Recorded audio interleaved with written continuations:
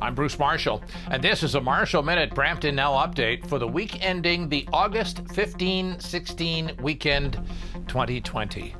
This is a succinct once-a-week hotshot of everything important that has happened in Brampton the previous week and what's coming up. Brampton, unbought and unbiased. Coming up, the medical officer of health for Peel Region talks about an end to at least the first wave of the pandemic, plus some cautions, and the medical officer of health's thoughts on schools, plus my Marshall Rant on a new highway announcement for Brampton. Details on that and more coming up in this Brampton Now update. The top stories this week in Brampton. Such sweet sounds to Brampton ears. The Peel Chief Medical Officer of Health had this wonderful news at the city's Wednesday press conference. Given our declining trends in severity and 7-day moving average of late, I am confident that we have largely exited the first wave of the pandemic in our community. But we cannot ease up. Community transmission continues, and this warrants caution and the steadfast practice of the core 4 behaviors: distancing, masking where that's not possible and where mandatory, hand washing, and also getting tested and staying home if you are sick. Dr. Lowe went on to say that digging into the data has revealed that race plays a part in whether you get COVID or not. As Mayor Brown spoke to disparities in history in his opening remarks, I can share that last Friday, Peel Public Health released COVID-19 data based on race and occupation on our website at 𝗕𝗿𝗺𝗺𝗺/coronavirus.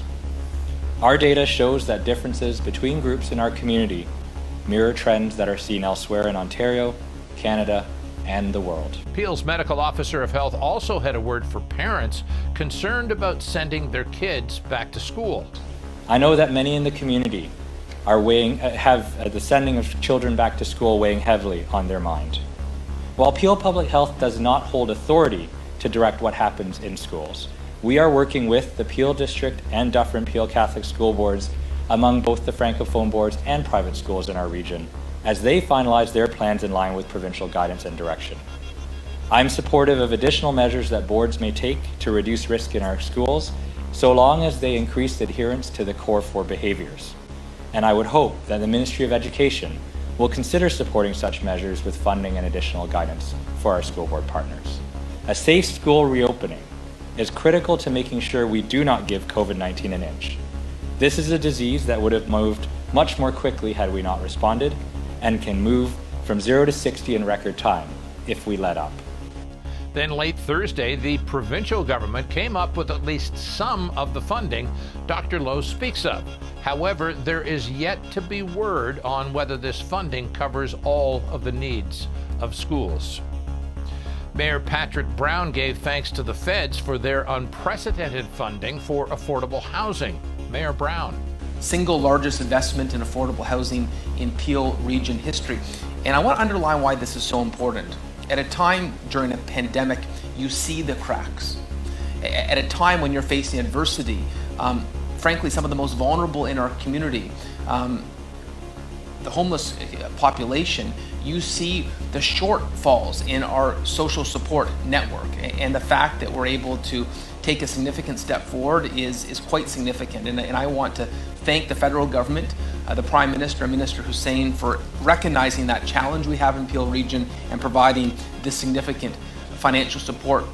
Brown also talked about the unveiling of the sign at the new Emancipation Park, the sports park with soccer fields and cricket fields at Dixie in the 407.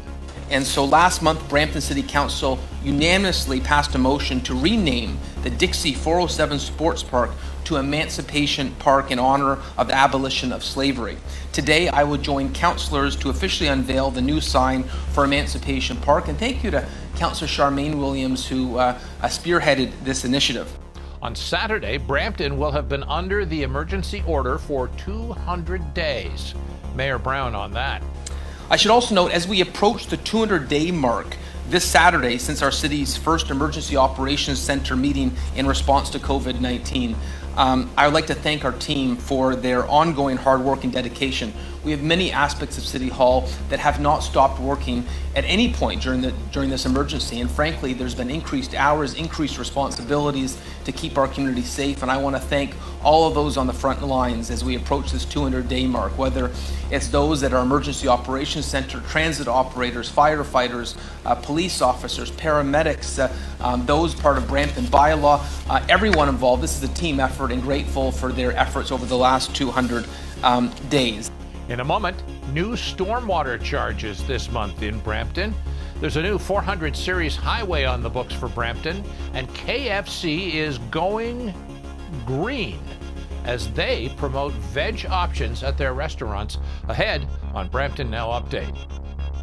This is your invitation to go beyond sightseeing, to engage in our traditions. Come experience something new, yet centuries old, and give in to your sense of adventure. Experience our country's history and heritage. Discover your authentic Indigenous experience at indigenoustourism.ca. This is the Brampton Now Update. I'm Bruce Marshall.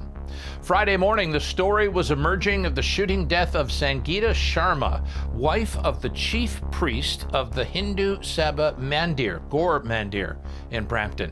The Mandir has been mired in controversy after Parveen Sharma, president of the temple, was sentenced last year to 2.5 years in prison after being convicted earlier of 2 counts of sexual assault. It was also alleged that there had been an offer to pay off the victim, a member of the congregation, to drop the charges. Stormwater charges have started showing up on Brampton water bills. This is a charge that reflects the stormwater runoff from a property. Where a property does not drain anything into the stormwater system, the charges actually can be waived, but you have to apply for that. These charges have had some people up in arms. So I contacted the city, and here is what I understand. The costs for dealing with stormwater runoff have been embedded in taxes or in water bills. As rainwater volumes and events increase, though, so too do costs. So this system puts more of a burden for stormwater runoff on large commercial properties that have huge runoff from big roofs and parking lots, and less on individual homeowners. So overall, the homeowner should be paying less overall from this system. Let's see how that works out. The province unveiled long-awaited plans for a 413 highway slated to cut across the top of Brampton, coming cross-country from the 400 highway to curve around and meet the 401 near the current junction of the 407. Some in Brampton call the announcement a long overdue fix for congestion. Others suggest it's a step backwards, that we should be thinking of more sustainable options. The Marshall Rant about just that very thing coming up at the end of this broadcast. Coming up next, KFC goes green in Brampton, and the Peel School Board issues a family guide for back to physical school in September. Ahead on the Brampton Now Update.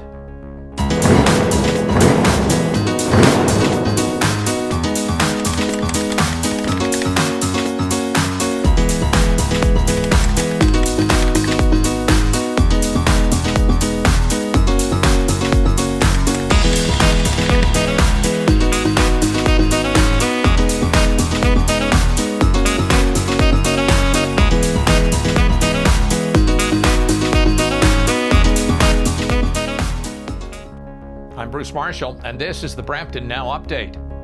Friday was Pakistani Independence Day. A lot of Pakistani expats in Brampton celebrated that. Rotarians were out Friday holding a barbecue at the Regen Thrift Store, 253 Queen East in Brampton between Rutherford and Kennedy. The store is also the location of a food bank that's open Wednesdays and Fridays, noon to 2 p.m. both days.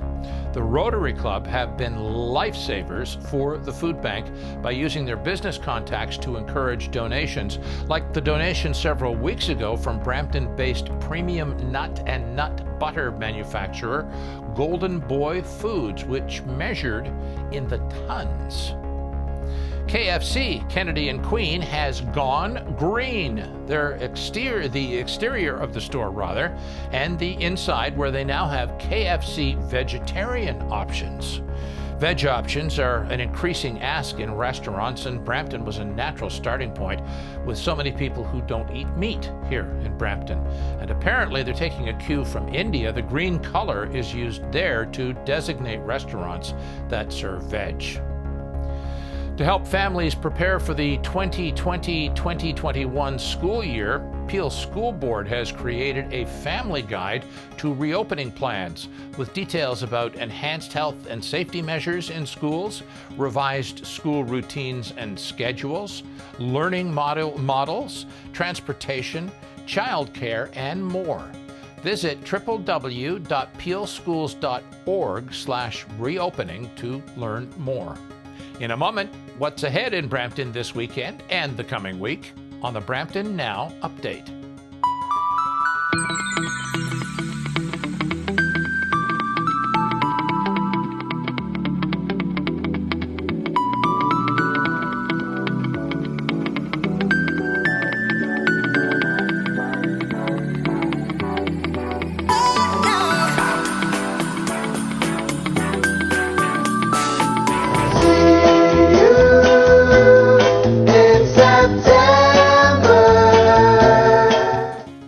You're watching Brampton Now Update. I'm Bruce Marshall. This weekend and ahead in Brampton, Brampton Farmers Market is Saturday. Details on the market and protocols at brampton.ca. Brampton Justice Advocates will gather Sunday at the sports field at 10530 Credit View, south of Sandalwood at 1 p.m. for a barbecue and rally put on by the families of Dondre Campbell and Jamal Francique, called #SayTheirNames. Both Peel residents were killed in encounters with Peel police this year. Tuesday, the Peel Leadership Center has a 2-hour workshop from 10 a.m. to noon. City of Brampton nonprofit learning series, The Importance of Planning when Planning Doesn't Seem to Be All That Possible. COVID-19 has forced nonprofits to develop new ways of delivering services and engaging with their clients. And while most nonprofits have rapidly responded to the crisis, now is the time to turn their attention to the new normal and what that means. And that is covered by this particular workshop. You have to register, though. Google Peel Leadership Center. Boys and Girls Club of Canada, in partnership with Hyundai Canada, is thrilled to announce a National Youth of the Year initiative that celebrates youth leadership and achievement at Boys and Girls Clubs across the country. Go to bgcpeel.org for more information. The Journey Neighborhood Center, with 2 Brampton program locations, is opening a thrift store in downtown Brampton at the beginning of September. The store will be located on Nelson Street across from the YMCA.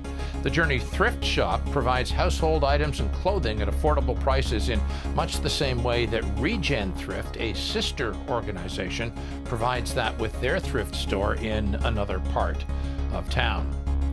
Brampton Music Theatre has a fundraising contest called Catch the Ace. It's at bmtcatchtheace.ca.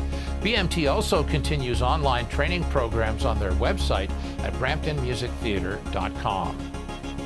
Coming up, the province announced a new 400 series highway to cut across the top of Brampton. Some think that's great. I am not among them. My thoughts on that coming up on the Marshall Rant. Next on the Brampton Now Update.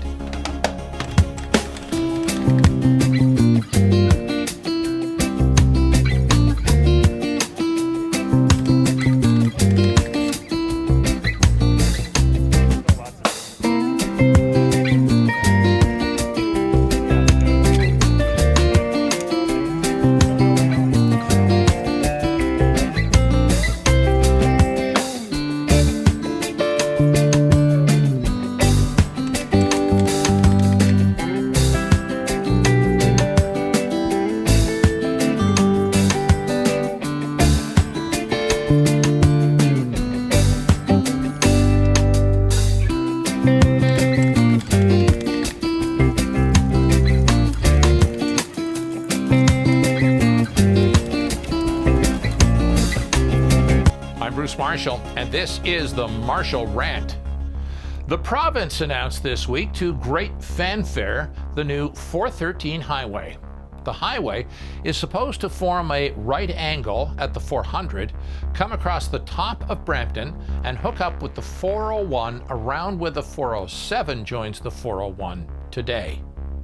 Some herald this as a great achievement. Others, not so much. If this was 20, 30, 40 years ago, highways were the answer. We had the space. But as it stands now, putting more cars on the road, no matter what new highways you build, will result eventually in more gridlock. We know this. Scientists, in fact, have figured it out. I spoke with Brampton active transportation activist 𝗕𝗿𝗺 about whether this was a step forward or back. In general, it takes us backwards. Brampton is expected to double in size by 2040. We have to get our imaginations around these numbers. We have to be doing things today that make getting around Brampton of 2040 an easy thing to do. Not things that seemed like the right thing to do in 1965. 𝗕𝗿𝗺 added this. But I think what we need from our politicians and from our leaders is some really forward-thinking perspective. And you know, as Wayne Gretzky, they used to say that he was the greatest hockey player of all time, and the reason why was because he went to the puck where the puck was going to be rather than where the puck was. And I think that that's what we need from our political leaders as well. We need them to be thinking a decade or two into the future and understanding where we need to be as a community, even though much of the population today isn't there yet. It doesn't understand that yet. I'm sorry, but another 400 series highway for Brampton is 1965 thinking. We paint ourselves into the corner with a paradigm of the past rather than understanding what the future will need. What and where is that future? That future is one where transport is done by autonomous vehicles. Is that some kind of science fiction future, or is that today? 𝗕𝗿𝗺. You know, there are already projects that are taking place in various parts of the United States where literally significant portions of the goods movement are already taking place through trucks where they may have one driver followed by a train of autonomous trucks all marching basically at the same speed and so on. And this is the kind of future that I think we need to be envisioning. And it's probably more than 2 years away, but less than a decade away. What we need for Brampton isn't another highway. It's transit, a BRT or LRT across Queen to link up with the top of the TTC system in Vaughan. You could leave the Four Corners in Brampton and be in downtown Toronto in not much more than an hour. Would that change transit in the GTHA? You bet. That's the kind of thing we should be investing in, rather than more blacktop.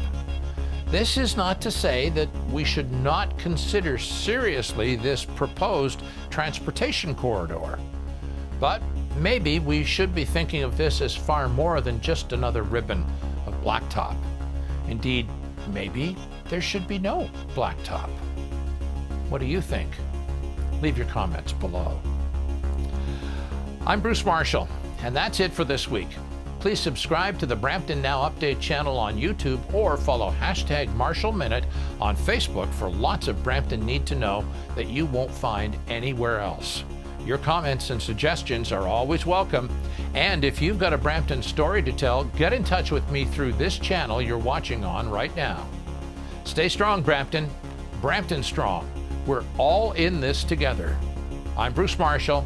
Thanks for watching Brampton Now Update.